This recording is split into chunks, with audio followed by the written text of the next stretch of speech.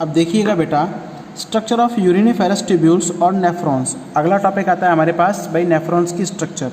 Normally अगर हम लोग बात करें तो नेफ्रॉन्स क्या है बेटा, मेनली स्ट्रक्चरल और फंक्शनल यूनिट है किडनी की, क्योंकि इसी में ही बेटा किडनी के अंदर क्या होता है, आप लोगों का फिल्ट्रेशन होता है, यानी ब्लड का प्योरीफिकेशन किस में होता है, इसी के अंदर होता है। तो यूनिफेरस ट्यूब्यूल्स जो होते हैं are the essential and functional unit of the kidney, ये मेन फंक्शनल यूनिट है किडनी की। There are about 10 to 20 lakhs of thin, यानी कि यहाँ पर 10 से 12 लाख जो है वो पतली, आई बात समझ में, लॉन्ग लंबी and coiled tubules found in each kidney of human. ठीक है, ह्यूमन की हर एक किडनी में कितनी होती है, 10 से 12 लाख पतली लंबी और कुंडलित ट्यूब्यूल्स होती हैं। These tubules are known as renal tubules. इन ट्यूब्यूल्स को आप लोग क्या बोलते हो, रीनल ट्यूब्यूल्स बोलते हो, और नेफ्रॉन्स कहा जाता है। ठीक है, फॉर्मेशन ऑफ यूरिन, भाई यूरिन का जो फॉर्मेशन है is done in these tubules. अब इन ट्यूब्यूल्स के अंदर क्या है, यूरिन का फॉर्मेशन होता है in which the nitrogenous substances are dissolve, यानी ब्लड में जो नाइट्रोजनस सब्सटेंसेज हैं जो डिजॉल्व है उनको रिपेल आउट किया जाता है, बाहर निकाला जाता है, किसमें, इन नेफ्रॉन्स के अंदर। Each tubule can be divided into following parts, काफ़ी अलग अलग पार्ट में डिवाइड होते हैं। ठीक है, सबसे पहला पार्ट आता है आप लोगों का कौन सा, मेल्पिगियन बॉडी। ठीक है, कौन कौन से पार्ट है, मेल्पिगियन बॉडी, आप लोगों का नेक, सेकंड है PCT proximal convoluted tubule, third है लूप ऑफ हैनले या हैनले लूप, फोर्थ है आप लोगों का डिस्टल कॉन्वोल्यूटेड ट्यूब्यूल, और फिफ्थ है आपका कलेक्टिंग डक्ट। ठीक है, फर्स्ट आता है Malpighian body, the anterior part of each uriniferous tubules, यानी कि हर एक नेफ्रॉन का जो एंटीरियर आगे वाला पार्ट है उसे आप लोग क्या बोलते हो, मेल्पिगियन बॉडी बोलते हो। It is found by two part, पहला है बॉमन कैप्सूल, सेकंड है ग्लोमेरुलस। ठीक है, अब बॉमन कैप्सूल की बात करते हैं। This is the cup shape, ये कप शेप या बाउल शेप स्ट्रक्चर है, आई बात समझ में बेटा, क्लियर है। In which the glomerulus is inserted, जिसमें ग्लोमेरुलस क्या है, लगा हुआ रहता है। The wall of Bowman capsule is thin, जो बॉमन कैप्सूल की वॉल है वो बेटा वो क्या है, थिन है, पतली है, एंड डबल लेयर्ड, और उसमें कितनी लेयर होती है, दो लेयर होती है। These layers are formed of squamous epithelium, ये लेयर किससे मिलकर बनी होती है बेटा, स्क्वेमस एपिथेलियम से मिलकर बनी हुई होती है। The inner layer contain specific type of cells, inner layer के अंदर काफ़ी अलग अलग टाइप की सेल्स होती हैं, विच आर कॉल्ड पोडोसाइट्स, या इसे आप लोग पेडोसाइट सेल्स भी बोलते हो। ठीक है, क्लियर है। The process of podocyte and the wall of blood capillaries together form the thin glomerular membrane. अच्छा, ये क्या करता है कि पेडोसाइट्स और जो ब्लड कैपिलरीज की वॉल है वो एक साथ मिलकर क्या करती है, थिन पतली ग्लोमेरुलस मेम्ब्रेन बनाती है।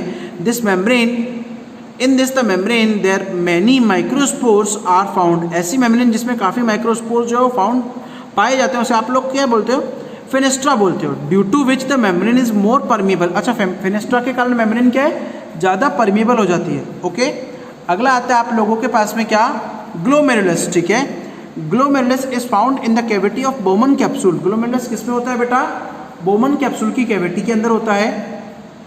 ठीक है, afferent arterioles from renal artery, अच्छा रेनल आर्टरी से जो ब्लड की सप्लाई करता है ब्लड को टू ग्लोमेरुलस, यानी कि ब्लड को कहाँ लाता है, ग्लोमेरुलस के अंदर लेके आता है।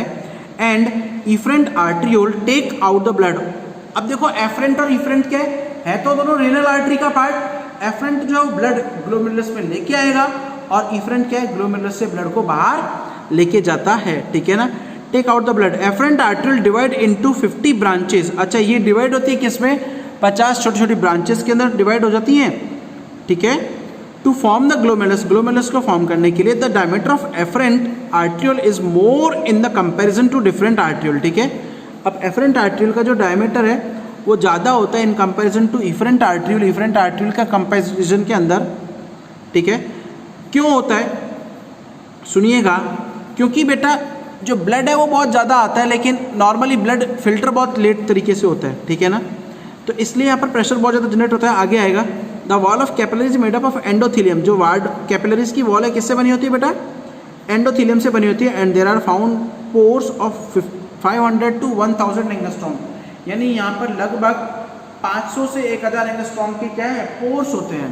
क्लियर है, डायमीटर के पोर्स होते हैं। The endothelium of blood capillaries and the endothelium of Bowman capsule together work as a filtration layer, ये दोनों एक साथ मिलकर क्या करते हैं, फिल्ट्रेशन लेयर की तरह काम करते हैं। Neck, this part is narrow small tube like structure next to Bowman capsule, ये छोटी है ट्यूब लाइक स्ट्रक्चर जो कि बोमन कैप्सूल से आगे होती है। It's wall is made by ciliated epithelium. इसकी वॉल जो है वो किससे बनी होती है बेटा? सीलेटेड एपिथेलियम से मिलकर बनी हुई होती है, ठीक है। नेक्स्ट है आपका proximal convoluted tube, PCT region है। पीसीटी क्या करती है? This structure is long thick, ये लंबी है, थिक मतलब मोटी है, कॉइल्ड यानी कि कुंडलित है, ट्यूब्यूल लाइक स्ट्रक्चर है, नेक्स्ट टू नेक यानी कि जो गर्दन से आगे होती है। इट इज स्ट्रैटिफाइड बाय, ये जुड़ी हुई रहती है by the cuboidal epithelium, cuboidal epithelium से, and on its inner edge, इसके अंदरूनी किनारों पर, अंदरूनी सतहों पर मैनी माइक्रोविलाई आर फाउंड, बहुत सारे माइक्रोविलाई जो है पाए जाते हैं, which together from the brush border, जो एक साथ जुड़कर क्या करते हैं बेटा? ब्रश बॉर्डर की तरह काम करते हैं। क्लियर है? क्लियर है ना? Due to presence of microvilli, microvilli की प्रेजेंस के कारण the absorption surface is increase, जो इसका एब्जॉर्प्शन सरफेस है वो बढ़ जाता है। The cells have much more mitochondria, cells में बहुत ज़्यादा अमाउंट ऑफ माइटोकॉन्ड्रिया होते हैं, विच प्रोवाइड, अच्छा जो ब्रश बॉर्डर की सेल्स होती है उसमें माइटोकॉन्ड्रिया बहुत ज़्यादा मात्रा में होते हैं, जो क्या करते हैं? एनर्जी को प्रोवाइड कराते हैं। क्लियर है? क्लियर है ना बेटा? आगे हम लोग बात करते हैं for the active absorption, active absorption के लिए in this part 2/3 part of glomerular filtration is reabsorb. अच्छा, जो लगभग 2/3 भाग है ग्लोमेरुलस फिल्टर का, वो उसका रीअब्जॉर्प्शन यहाँ पर हो जाता है। अगला है हेनलेज लूप, ठीक है। It is the middle part of nephron या uriniferous tubules situated next to PCT, जो प्रॉक्सिमल ट्यूब्यूल वाले पार्ट के अंदर होता है, पतला है एंड यू शेप है, और यू शेप होता है, ट्यूब्यूल पार्ट है, कॉल्ड हेनलेज लूप, जिसे आप लोग हेनलेज लूप बोलते हो। It is differentiated into 2 arm, इसमें 2 आर्म होती है, एक तो डिसेंडिंग, दूसरी होती है असेंडिंग, ठीक है, अवरोही और आरोही। Okay, the proximal convoluted tubule open in the descending arm, जो पीसीटी है वो डिसेंडिंग आर्म में आके खुलती है, ठीक है। Descending arm is lined inside by the scaly epithelium, ये अंदर की तरफ किससे बना हुआ होता है? इसके अंदरूनी दीवार जो स्केली एपिथेलियम से बनी हुई होती है। The ascending arm open in the distal convoluted tubule, जो असेंडिंग आर्म है वो किस में ओपन होती है? किस में होती है बेटा? डीसीटी में ओपन होती है। And it's wall is thick and lined by the cuboidal epithelium, उसकी वॉल जो है वो मोटी होती है और किसके जुड़ी होती है? क्यूबॉइडल एपिथेलियम से जुड़ी हुई रहती है, ठीक है। अगला है आप लोगों का, नेक्स्ट आता है आप लोगों का डिस्टल कॉन्वोल्यूटेड ट्यूब, ठीक है। डिस्टल कॉन्वोल्यूटेड ट्यूब की बात करें, the ascending arm of Henle's loop, इसके अंदर हेनले लूप की कौन सी असेंडिंग आर्म आकर खुलती है, ठीक है ना, which is situated in the cortex region of kidney, जो कि किस में सिचुएटेड होती है बेटा? अभी डीसीटी किस में? किडनी के कॉर्टेक्स एरिया में बेटा सिचुएटेड होता है।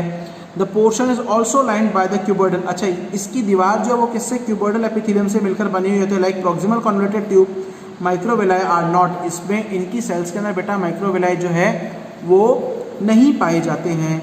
आई बात समझ में? नेक्स्ट आता है बेटा आप लोगों का कलेक्टिंग ट्यूब्यूल, सुनिएगा ये क्या कह रहा है, सुनिएगा एक बार बेटा मेरी बात। The distal convoluted tubules of uriniferous tubule, यानी कि नेफ्रॉन का जो डिस्टल कॉन्वोल्यूटेड ट्यूब्यूल्स है open in the collecting tubule, वो किस में जाके खुलता है? कलेक्टिंग ट्यूब्यूल में जाके खुलता है। Several uriniferous tubules open in each collecting tubule, अच्छा बहुत सारी जो नेफ्रॉन्स है वो एक ट्यूब्यूल के अंदर, कलेक्टिंग डक्ट के अंदर जाके खुलती है। Many collecting duct together form a single thick main, अच्छा बहुत सारी जो कलेक्टिंग डक्ट है वो एक साथ जुड़कर बनाती है क्या? Single thick main collecting tubule which called duct of Bellini, जिसे आप लोग बेलेनाई की नलिका बोलते हो, ठीक है। बहुत सारी कलेक्टिंग डक्ट एक साथ मिलकर क्या बनाती है? बेलेनाई की नलिका बनाती है। आई बात समझ में? This tubules open in pelvis of the kidney, ये ट्यूब्यूल्स कहाँ किस में ओपन होती है? किडनी के पेल्विस में ओपन होती है। Which is a wide funnel shape, जो कि एक वाइड फनल शेप होती है, part of the ureter, ureter का पार्ट है। Collecting tubules are situated in the pyramid of kidney, ये कलेक्टिंग ट्यूब्यूल्स जो हैं वो किडनी के पायरामिड के अंदर सिचुएटेड रहती है। The collecting tubules are lined by the single layered glandular epithelium, इसमें कौन सा होता है बेटा? सिंगल लेयर्ड ग्लैंडुलर एपिथेलियम की एक वॉल्स के द्वारा जुड़ी हुई रहती है। नेक्स्ट आता है हमारे पास mechanism of excretion and formation of urine. भाई एक्सक्रीशन की मैकेनिज्म और यूरिन का फॉर्मेशन है, ये हम लोग बेटा नेक्स्ट लेक्चर के अंदर लेंगे। क्लियर है?